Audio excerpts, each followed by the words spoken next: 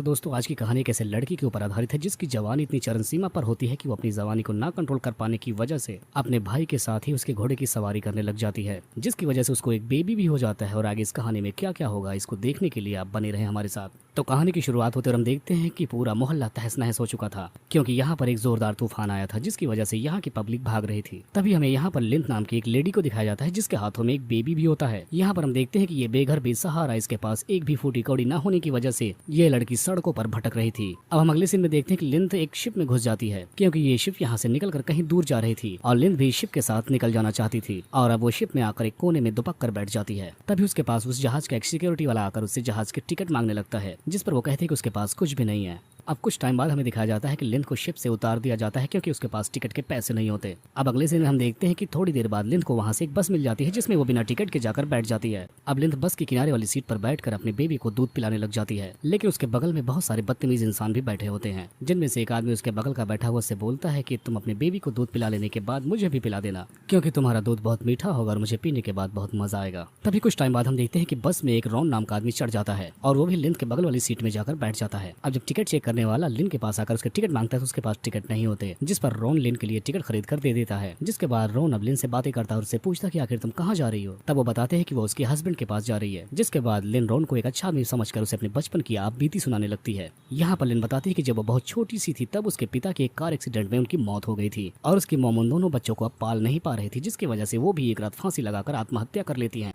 और तभी से हम भाई बहन अनाथ हो जाते हैं और बेसहारा बेघर भी होने की वजह से हमारे अंकल और आंटी हमें गोद ले लेते हैं। और कुछ टाइम गुजर जाने के बाद उसके भाई को उसकी आंटी ने बेच दिया और जब वो धीरे धीरे बड़ी होने लगी तब उसके अंकल उसके साथ जोर जबरदस्ती कर इंटीमेट होने लगे हैं। तब लिंथ बताती है कि कुछ टाइम गुजर जाने के बाद मेरा भाई मेरे पास लौट आया और वो मुझे उस नर्क वाली जगह से निकालकर अपने घर पर लेकर गया। और उसके घर पर पहुंचने के बाद मुझे पता चलता है कि मेरे भाई ने शादी भी कर ली है, उसकी एक अच्छी सी वाइफ है। और वो बताते हैं कि घर पे पहुंचने के बाद उसके भाई और उसकी भाभी उसके साथ अच्छा बिहेव करते हैं, उसका काफी वहाँ पर ख्याल भी रखते हैं। लेकिन एक रात जब उसके भाई और भाभी एक दूसरे के साथ इंटीमेट हो रहे थे तो उनकी आवाज़ें सुनने के बाद मुझे भी कुछ होने लगा, जिसके बाद मैं भी एक कोने में बैठकर अपने कुएं से पानी निकालने लगी। अब अगले सीन में हमें दिखाया जाता है तभी अचानक से उसकी भाभी को कहीं इमरजेंसी की वजह से कहीं जाना पड़ जाता है और वो लंबे समय तक लौटकर नहीं आती। जिसके बाद लिंथ अपने अकेले भाई के साथ इंटीमेट होना शुरू हो जाती है और काफी अरसे तक इन दोनों का ऐसा ही चलता है। लेकिन तभी एक दिन लिंथ को पता चलता है कि वो प्रेग्नेंट हो चुकी है, जिसके बाद उसका भाई उसे हॉस्पिटल में एडमिट करवा कर वहाँ से चला जाता है। अब अगले सीन में हमें हॉस्पिटल में दिखाया जाता है कि वो एक बेबी को जन्म देती है। लेकिन अब कहानी प्रेजेंट में आती है जहाँ पर वो रोनिन को बताते हैं कि वो बेबी उसके भाई का नहीं था, बल्कि वो किसी और के साथ भी उस टाइम में इंटीमेट हो रहे। तभी हमें एक चलती हुई न्यूज की तरफ दिखाया जाता है जहां पर यह बताया जाता है कि शिप पर 4 लोगों को किसी ने मार दिया है। इसके बाद लिन अपना स्टोरी फिर से बताना शुरू कर देती है कि जब वो शिप पर अकेली चढ़ गई थी तो उसके साथ वहां पर क्या क्या हुआ था। वो बताती है कि जैसे ही वो शिप पर गई थी उसे सिक्योरिटी वालों ने देख लिया था, जिसके बाद सिक्योरिटी वाले उसे पकड़कर अपने सीनियर के पास लेकर गए थे और उनके सीनियर ने लिन को उसके बनाना में से पानी निकालने के लिए उसे कहा। अब लिन को ना चाहते हुए भी ऐसे काम करने पड़े।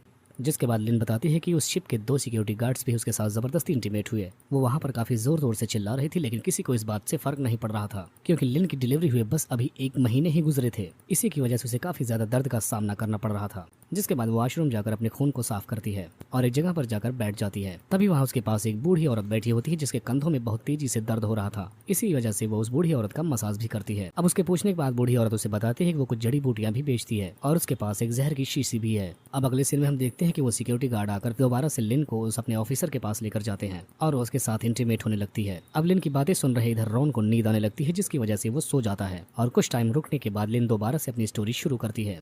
यहाँ पर लिन बताती है कि उस बुढ़िया से जहर की शीशी लेकर वो शिप पर मौजूद 4 सिक्योरिटीज को जहर पिला देती है। इसी वजह से हमें न्यूज पर 4 लोगों की मौत की खबर सुनाई जा रही थी। तब तक बस का कंडक्टर आकर सबको बताता है कि आगे तेज बारिश हो रही है, इस वजह से बस को हमें यहीं रोकना होगा और बस अब कल सुबह से ही शुरू होगी। अब अगले सीन में हम देखते हैं कि लिन और रॉन दोनों मिलकर बस से उतरकर खाना खाते हैं। तभी रॉन पास के ही एक एरिया में रूम ले लेता है और वो दोनों साथ में रहने वहाँ पर चले जाते हैं। अब हम देखते हैं कि लिन वॉशरूम में नहाने के लिए चली जाती है, लेकिन बाहर से खड़ा रॉन उसे बिना कपड़ों के देख रहा होता है और उसे इस हाल में देखने के बाद वो भी अपना आपा खो देता है और उसे रहा नहीं जाता। जिसके बाद वो लिन के पास जाकर उसे किस करने लगता है और अपने घोड़े की उसे सवारी कराता है और लिन को ना चाहते हुए भी उसके घोड़े की सवारी करनी पड़ जाती है। अब अगले सीन में हम देखते हैं कि लिन को वहाँ से छोड़कर रॉन अपनी फैमिली के पास चला जाता है और सुबह होते ही बस में बैठकर लिन अपनी डेस्टिनेशन पर निकल जाती है। अब इधर टीवी पर न्यूज चल रहा था कि लिन नाम की एक लड़की ने शिप पर मौजूद 4 स्टाफ को जहर देकर मार डाला है और ये न्यूज रॉन भी देख रहा था और ये सब सुनने के बाद वो पूरी तरीके से शॉक्ड हो जाता है। तब इधर हम लिन को देखते हैं जो सबको ये बता रही थी कि उसे ऐसा करने के लिए रॉन ने बोला था, क्योंकि रॉन ने भी लिन के साथ बहुत गलत किया था, उसकी मजबूरी में उसका जबरदस्त फायदा उठाया था।